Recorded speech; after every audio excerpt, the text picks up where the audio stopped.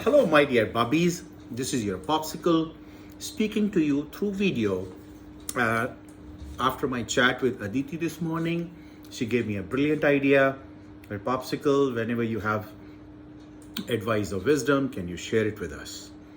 Just record it, send it to us, and it'll be like we're talking sitting next to each other.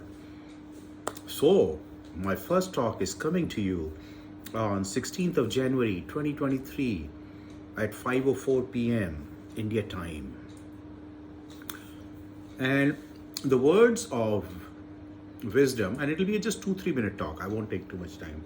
Every time I get some idea that, you remember how we used to sit around in the living room or kitchen or wherever, and we would talk about something important that's good for all of us. So whenever I get these flashes of brilliance or words of wisdom, I'm going to record and send it to you over. So today's topic is how to succeed professionally no matter what line or what profession you choose. Based on my experience of almost 55 years, a bit here and there, is 3-4 qualities that you need to succeed. One is doggedness. You got to be a bulldog, bull terrier, or a warrior mindset, where you say, once I make up my mind, I don't fucking quit. So that warrior mindset, whether you succeed or fail, but you don't quit, that's very important. You got to have that bulldog mindset, what I call mindset of a warrior. Once a warrior steps into the battlefield, they don't quit. They either die or they succeed, but they don't quit. So quitting is never an option to succeed professionally. Second thing, that more than grades, more than anything that you need is perseverance, that you persevere till you succeed. Either you succeed or you die trying to be successful. That's what I call, perseverance. The third very important thing is having a self-belief. Very important that you've got to trust yourself. You've got to have a point of view and you're willing to die for that point of view. And that's what you call in Hindu parlance Dharma. That you figure out your own Dharma, and to protect that Dharma, basically to protect your point of view, you're willing to lay down your life. If that has to be done, so be it. But you don't compromise with your point of view.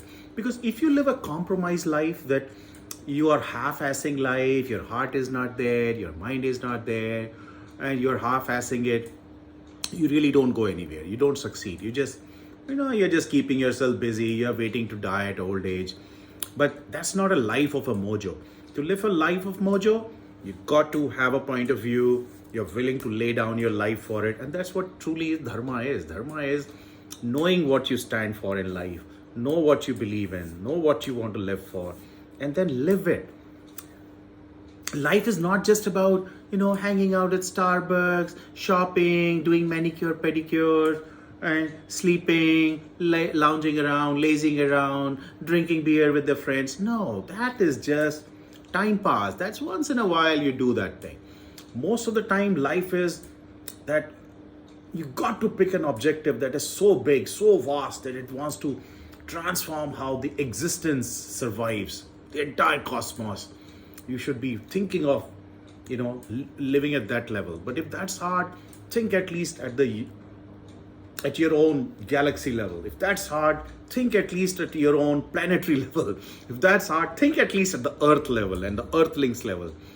But whatever you want to do, it should benefit all the plants, animals, humanity, and the entire creation that you can live and breathe in.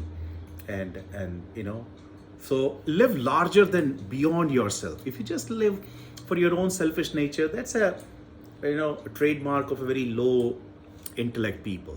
The higher intellect people, the Gandhis, the Nelson Mandelas, you think of taking the entire humanity, and the bigger your objective is, the harder it is going to be. The harder it is going to be, it's not going to come easy. So Nelson Mandela living 28 years in prison because he had the objective of seeing his people free. Martin Luther King earning respect for its people.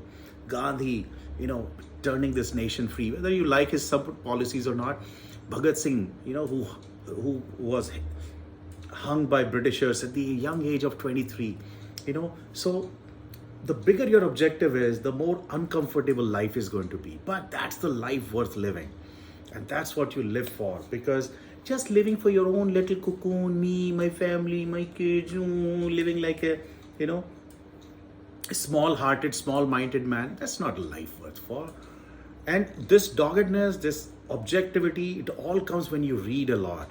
Reading good books, good literature, it's like having a conversation with a brilliant person who has articulated his thoughts in a book. So when you read, classics, the great books of any culture, any civilization, from any field, you're going to discover life is a brilliant, beautiful phenomenon that's beyond just you and your immediate needs. How much does a person needs, Some food, some clothes, some this. That's not it. It's living for here, and living a larger purpose of life.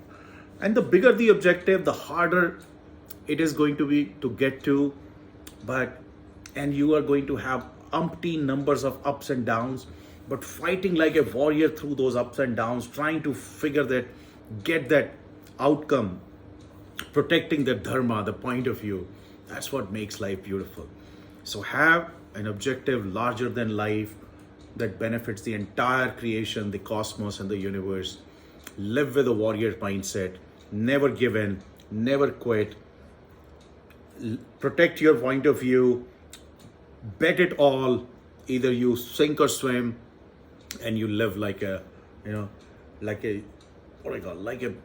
brilliant Alexander the Great, Arjuna, Karan, the famous characters of Mahabharata. You live like Krishna, you live like Ram. It's like what you think is right, judicious, that brings balance to this force. And then life is worth living. And what is success is just pursuing this path of dharma is success. The outcome of it is nothing but either the existence will stay in balance because of your contribution, or it's going to be off balance because you were a cuckoo. So living a life of dharma, living a life to, protect your point of view or to move forward your point of view itself is a journey, and that journey is success. That's it. There is no such thing that you have to have $3 billion, or you have to have your kids in Harvard, or you need to have few cars in your garage, or your lawn has to be green, and the flowers have to bloom, and the birds have to chirp outside your house. No, that's not success. Success is whatever you define as point of view or your dharma, living for it. And that eternal journey, the eternal path of dharma, that's life. That's it. And if you do that way, you're going to come out winner. It doesn't matter whether you have lots of money or not, whether you have this or that. No. Knowing that you lived for your point of view, you protected it, you lived, honestly on that path. That's it. That in itself is success. All right, bubbies. So that was my point of view for today that came to my mind after thanks to Aditi for pushing me to do this. So every time I get a flash of this brilliance, that I need to share some words of wisdom with my bubbies, with my kids, I'm going to record the video, send it to you. I love you. Mwah.